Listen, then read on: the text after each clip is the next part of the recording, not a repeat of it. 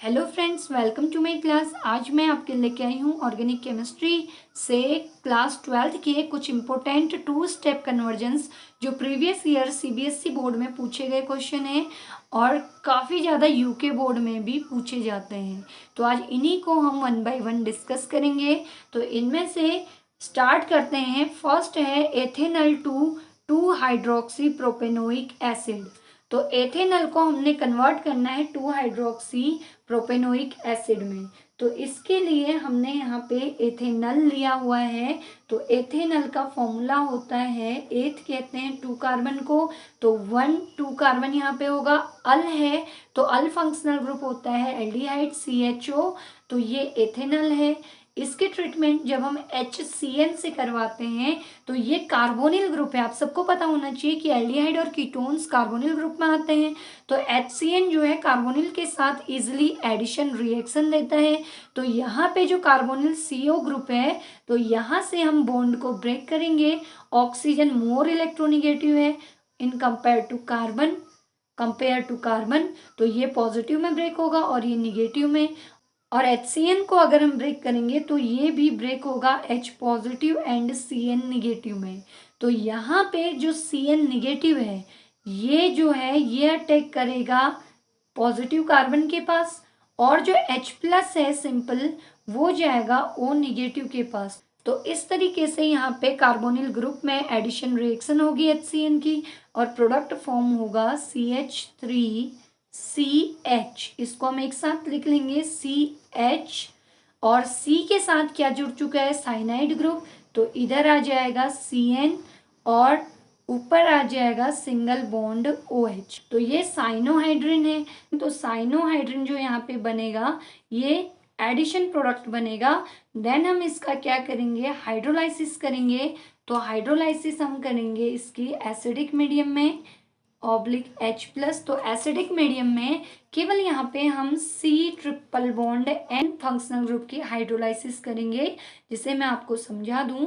तो यहाँ पे हमें चाहिए होंगे 2H2O। तो पहले हम C और N में डबल बॉन्ड ब्रेक करेंगे, जिसमें कार्बन पॉजिटिव में ब्रेक होगा और नाइट्रोजन किस में, निगेटिव में, क्योंकि नाइट्रोजन की इलेक्ट्रोनिगेटिविटी कार्बन की कंपेयर में क्या है, मोर है। तो जब हम डबल बॉन्ड ब्रेक करेंगे तो वाटर 1 मॉलिक्यूल, क्योंकि मैंने यहाँ पे 2 मॉलिक्यूल ऑफ वाटर लिए हैं, तो 1 मॉलिक्यूल वाटर का ऑक्सीजन जाएगा पॉजिटिव की तरफ, निगेटिवली चार्ज होता है ऑक्सीजन क्योंकि अपोजिट चार्ज पे जाएगा, और H2 जाएगा N निगेटिव की तरफ। अब H2 क्यों, क्योंकि हम डायरेक्ट क्या कर रहे हैं, डबल बॉन्ड ब्रेक कर रहे हैं। अब एक चीज फोकस कर लीजिए, ये एक आसान सी ट्रिक है समझने के लिए प्रोडक्ट को कि हम कैसे इसको बनाएं। तो आपको याद रखना है कि जब हम वाटर के through direct double bond break करते हैं तो वाटर H2 एंड O करके क्या होता है, ऐड होता है। अगर हम वाटर से 1 बॉन्ड ब्रेक करते हैं हाइड्रोलाइसिस में तो H plus and OH negative करके वाटर क्या होता है, ऐड होता है। अब मैं सिंगल बॉन्ड यानी कि जो C ट्रिपल बॉन्ड का 3rd बॉन्ड है उसको ब्रेक करूंगी। तो ये सिंगल बॉन्ड बचा है और हमारे पास 2 मॉलिक्यूल ऑफ वाटर में से 1 मॉलिक्यूल ऑफ वाटर बचा है। तो वाटर का H प्लस जाएगा निगेटिव की तरफ, तो वाटर का H प्लस निगेटिव पे आ जाएगा, और वाटर का OH निगेटिव आएगा किस तरफ, C पॉजिटिव की तरफ। तो पॉजिटिव पे निगेटिव अटैच होगा और निगेटिव पे पॉजिटिव। तो प्रोडक्ट हमें यहीं से समझ आ रहा है कि क्या हमारे पास बना है। तो ये हमारे पास बना हुआ जो प्रोडक्ट है वो फंक्शनल ग्रुप हो जाएगा C डबल बॉन्ड OOH। तो COOH यहाँ पे बनेगा हाइड्रोलाइसिस से, एंड NH3 जो होगा वो यहाँ से क्या हो जाएगा, रिमूव हो जाएगा। तो जो प्रोडक्ट फॉर्म होगा वो होगा CH3CHOH COOH। तो इस तरीके से हमारा प्रोडक्ट बन जाएगा, क्योंकि COOH और निकलेगा क्या साथ में, यहाँ पे जो रिमूव होगा वो अमोनिया होगी। तो ये हमारा डिजायर्ड प्रोडक्ट। इसकी अगर हम IUPAC से नेमिंग करेंगे तो फंक्शनल ग्रुप COH को पहले नंबर मिलेगा 1 2 3। तो ये हो जाएगा 2 हाइड्रोक्सी प्रोपेनोइक एसिड। तो यही हमारा डिजायर्ड प्रोडक्ट है 2 हाइड्रोक्सी प्रोपेनोइक एसिड। तो इसी सीक्वेंस में हम नेक्स्ट कन्वर्जन लेते हैं बेंजीन टू बेंजोइक एसिड। ये भी CBSE 2013 में पूछा गया है और frequently UK board, Uttarakhand board में भी ये बार बार पूछा जाता है। तो बेंजीन से बेंजोइक एसिड बनाने में 2 स्टेप कन्वर्जन में हम क्या लेंगे, तो हम काफ़ी सिंपली यहाँ पे बेंजीन में जो है पहले एल्काइल ग्रुप को अटैच करेंगे, देन उसका ऑक्सीडेशन करेंगे तो क्या बन जाएगा, बेंजोइक एसिड। तो यहाँ पे हम ले लेते हैं बेंजीन के साथ मिथाइल क्लोराइड, तो मिथाइल क्लोराइड और साथ में हम ले लेते हैं AlCl3। तो ये एनहाइड्रस AlCl3 आपको जाना पहचाना नाम लग रहा होगा। ये एनहाइड्रस AlCl3 रिएजेंट होता है फ्रीडल क्राफ्ट का। तो ये है फ्रीडल क्राफ्ट रिएक्शन, जिसको हम एल्काइलेशन नॉर्मली कहते हैं। तो फ्रीडल क्राफ्ट एल्काइलेशन हम यहाँ पे ले रहे हैं, जिसमें बॉन्ड ब्रेक होगा, यहाँ पे जनरेट होगा methyl electrophile and Cl negative, जिसको AlCl3 लुईस एसिड की तरह एक्ट करता है। तो यहाँ पे जब हम फ्रीडल क्राफ्ट एल्काइलेशन करते हैं तो बेंजीन में यहाँ पे H एंड यहाँ पे क्या होगा, Cl, तो यहाँ से HCl रिमूव होगा और CH3 इलेक्ट्रोफाइल कहाँ आ जाएगा, इस H की जगह पे। तो यहाँ पे आ जाएगा CH3 और क्या निकल जाएगा, -HCl। तो HCl बाहर हो जाएगा। तो जो हमने रिएजेंट लिया था वो बेंजीन थी, बेंजीन का हमने फ्रीडल क्राफ्ट एल्काइलेशन किया। तो फ्रीडल क्राफ्ट एल्काइलेशन करने पे HCl रिमूव हो गया और यहाँ पे CH3 अटैच हो गया, जिससे क्या बना, टॉलुइन बनी। तो ये टॉलुइन कहलाएगी, बेंजीन में CH3 को टॉलुइन कहते हैं और IUPAC में हम इसको मिथाइल बेंजीन भी कहते हैं। तो नेक्स्ट एंड लास्ट स्टेप में हम इसका ऑक्सीडेशन करेंगे KMnO4 यानी कि पोटेशियम परमैंगनेट से एसिडिक मीडियम में। तो ये जब ऑक्सीडाइज होगा तो ये एल्काइल ग्रुप को, तो ये एक स्ट्रॉन्ग ऑक्सीडाइजिंग एजेंट है जो, तो यहाँ पे जो KMnO4 है ये एसिडिक और बेसिक मीडियम में काफी स्ट्रॉन्ग ऑक्सीडाइजिंग एजेंट है, जो मिथाइल ग्रुप को कन्वर्ट कर देगा डायरेक्ट किसमें, COOH में, यानी कि बेंजोइक एसिड में। तो बेंजोइक एसिड इस तरीके से हमें ऑब्टेन हो जाएगा। तो ये हमारी टॉलुइन थी और ये जो बनेगा ये हो जाएगा बेंजोइक एसिड। अब इसी सीक्वेंस में हम लेते हैं एथेनॉल टू 3 हाइड्रोक्सी ब्यूटेनॉल, यानी कि एथेनॉल से हमें 3 हाइड्रोक्सी ब्यूटेनॉल फॉर्म करना है। ये भी CBSE 2012 में पूछा गया है एंड फ्रिक्वेंटली यूके बोर्ड यानी कि और फ्रिक्वेंटली उत्तराखंड बोर्ड में भी ये आस्क्ड क्वेश्चन है। तो यहाँ पे मुझे उसका ईयर नहीं मालूम है, लेकिन ये आया हुआ क्वेश्चन है, प्रीवियस ईयर क्वेश्चन है। तो यहाँ पे एथेनॉल, तो एथेनॉल, एथ means 2 carbon, all means alcoholic group. तो ये जो हमारे पास रिएजेंट है ये है एथेनॉल। तो एथेनॉल को सबसे पहले हम क्या करेंगे, ऑक्सीडाइज करेंगे K2Cr2O7 एसिडिक मीडियम में, जनरल इसका ऑक्सीडेशन करेंगे। तो यहाँ से H2 एंड O रिमूव होगा। तो इस तरीके से जब H2O रिमूव होगा तो H2O रिमूव होने से ये ऑक्सीडाइज होकर के एल्डिहाइड बनाएगा, जो होगा CH3CHO। तो ये एल्डिहाइड बनेगा CH3CHO, जिसकी अगर हम IUPAC नेमिंग करेंगे तो 1 2 2 कार्बन है और कौन सा फंक्शनल ग्रुप है, एल्डिहाइड, तो इसको हम कहेंगे एथेनल। अब हमें 3 हाइड्रोक्सी ब्यूटेनल बनाना है, यानी कि 2 कार्बन से 4 कार्बन ब्यूट बनाने हैं। तो हमें 2 को डबल करना पड़ेगा। तो डबल करने के लिए यहाँ पे कौन सा फंक्शनल ग्रुप है, एल्डिहाइड ग्रुप है। तो डबल करने के लिए हमारे पास मेनली 2 रिएक्शंस होती हैं। एक तो हमारे पास वुड्स रिएक्शन होती है, वुड्स रिएक्शन में भी हमारे कार्बन नंबर डबल होकर सिमेट्रिकल एल्केन बनाते हैं। बट वुड्स रिएक्शन के लिए एल्किल हैलाइड होना चाहिए, बट हमारे पास एल्किल हैलाइड नहीं है। तो दूसरी रिएक्शन पे जाते हैं जो होती है एल्डोल कंडेंसेशन। एल्डोल कंडेंसेशन में हम क्या करते हैं, सेम टाइप के 2 अल्फा हाइड्रोजन कंटेनिंग एल्डिहाइड्स को जब हम कंडेंस करवाते हैं तो हमें डबल कार्बन नंबर में क्या होता है, एल्डोल ऑब्टेन होता है। तो उसी को हम यहाँ पे शो करेंगे। तो ये है एक एल्डिहाइड मॉलिक्यूल, इसमें अल्फा हाइड्रोजन, ये फंक्शनल ग्रुप है। इसके जस्ट बगल वाला क्या होगा, अल्फा कार्बन होगा। अल्फा कार्बन पे अटैच्ड हाइड्रोजन क्या होंगे, अल्फा हाइड्रोजन होंगे। तो ये एल्डिहाइड का 1 मॉलिक्यूल है। एक मॉलिक्यूल हमें एल्डिहाइड का और लेना पड़ेगा। तो हम यहाँ पे लेते हैं H2CCHO। तो सेम एल्डिहाइड हमने और ले लिया, CH3CHO, ये भी है CH3 CHO। तो मैंने इसको थोड़ा सा ओपन स्ट्रक्चर में लिख दिया ताकि आप लोग इसे इजीली समझ सकें। तो यहाँ पे मैंने एथेनॉल को ही ले लिया। अब ये फिर से फंक्शनल ग्रुप है, ये अल्फा कार्बन है, तो अल्फा कार्बन पे अटैच्ड हाइड्रोजन अल्फा हाइड्रोजन होगा। अब अल्फा हाइड्रोजन ही क्यों? क्योंकि अल्फा हाइड्रोजन एसिडिक हाइड्रोजन होता है, काफी इजीली ये H+ को क्या करता है, रिमूव कर देता है in presence of dilute base. तो यहाँ पे हम डाइल्यूट NaOH ले लेंगे और कौन सी रिएक्शन ये है एल्डोल कंडेंसेशन। तो एल्डोल कंडेंसेशन हम यहाँ पे ले रहे हैं, तो हम दो एल्डिहाइड के मॉलिक्यूल को कंडेंस करेंगे। तो यहाँ पे क्या होगा, कार्बोनिल ग्रुप में इलेक्ट्रोमेरिक शिफ्ट होगी, बॉन्ड ऑक्सीजन की ओर ब्रेक होगा क्योंकि ओपन निगेटिव और कार्बन पे क्या आएगा, पॉजिटिव चार्ज। तो इस तरीके से, और ये एसिडिक हाइड्रोजन इजिली यहाँ से प्रोटॉन की फॉर्म में O- के पास जाएगा, और ये जो बॉन्ड है ये बॉन्ड अटैच हो जाएगा इस पॉजिटिवली चार्ज्ड किससे, कार्बन से। ये बॉन्ड यहाँ पे कार्बन आयन फॉर्म करेगा जो अटैक करेगा कार्बन पॉजिटिव सेंटर पे। तो इस तरीके से ये अटैच हो जाएंगे और जो प्रोडक्ट फॉर्म करेंगे वो होगा CH3, ये वाला CH3, सिंगल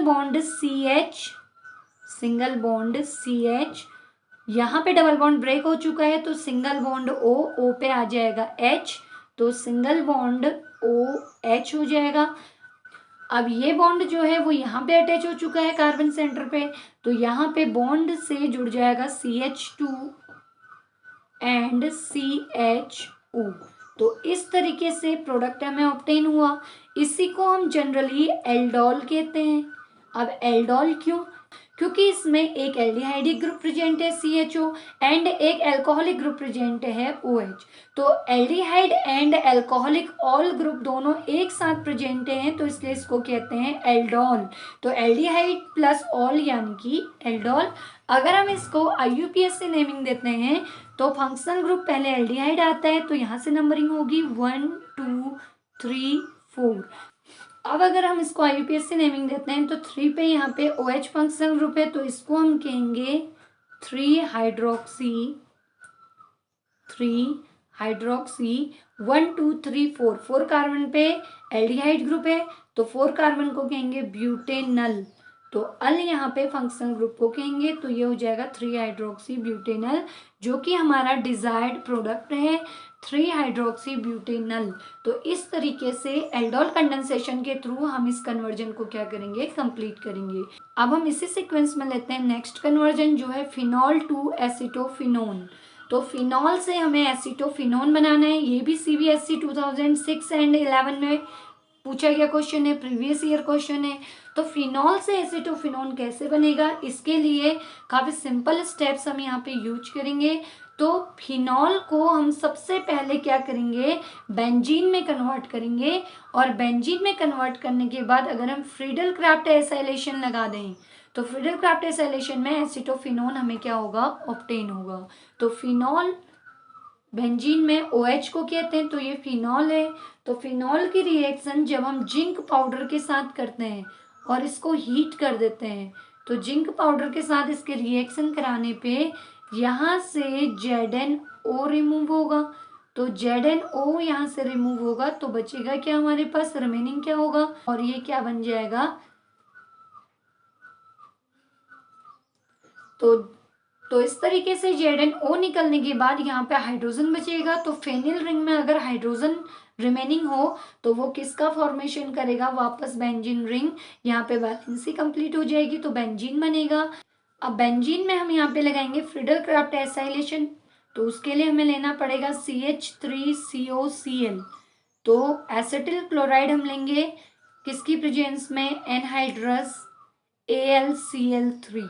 तो ये हमारा फ्रीडल क्राफ्ट रिएजेंट है और इस रिएक्शन को कहेंगे फ्रीडल क्राफ्ट एसाइलेशन। तो ये CCl बॉन्ड ब्रेक होगा क्योंकि पोलर है, क्लोरीन पे निगेटिव चार्ज आएगा और CO पे पॉजिटिव चार्ज आएगा, तो इलेक्ट्रोफाइल होगा COCH3, और बेंजीन का यहाँ H होगा क्योंकि हर कॉर्नर पे बेंजीन में H होता है, तो बेंजीन का H एंड Cl निगेटिव यहाँ से क्या होगा, रिमूव होगा।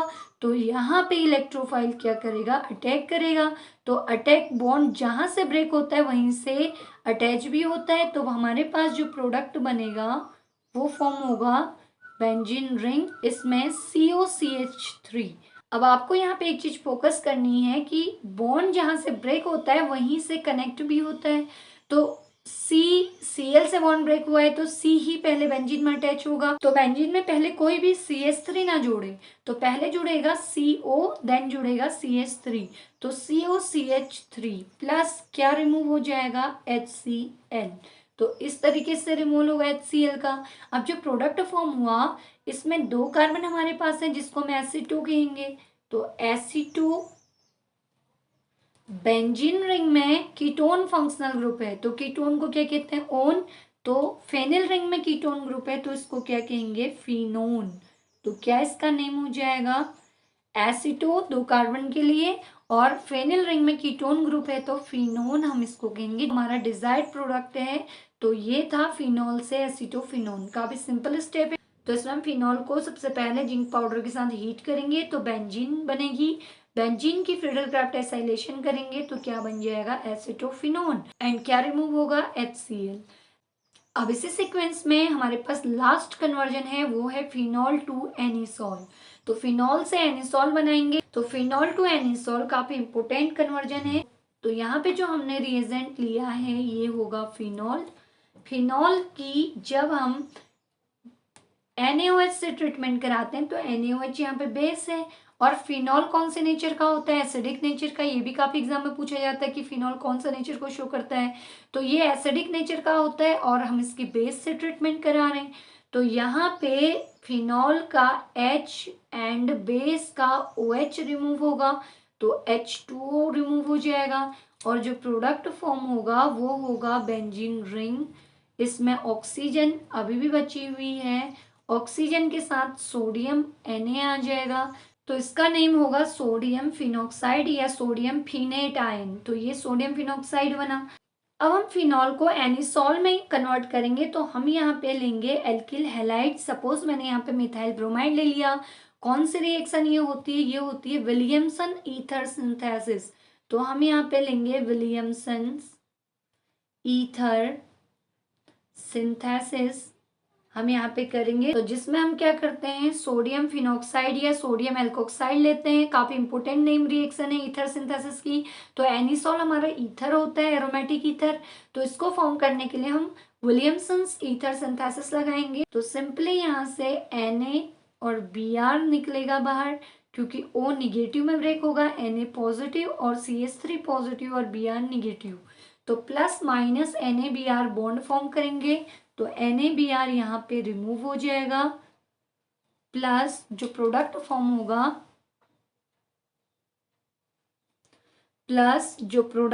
होगा, वो होगा बेंजीन रिंग। रिंग में ऑक्सीजन एच सच ऐसे ही रहेगी और मिथाइल ग्रुप यहाँ पे निगेटिव से अटैच हो जाएगी, बॉन्ड फॉर्म कर लेगी। तो ये जो बना ये एनिसॉल बना, या हम इसको ईथर कहेंगे। ये है मिथाइल फेनिल ईथर, ROAR या AROR। तो ये एरोमेटिक ईथर है जिसको हम एनिसॉल भी कहते हैं।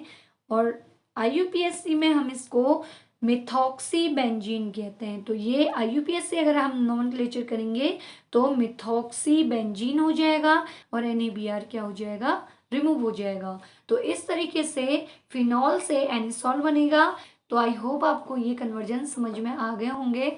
अगर इससे रिलेटेड कोई भी डाउट हो तो प्लीज़ आप मुझे कमेंट कीजिएगा।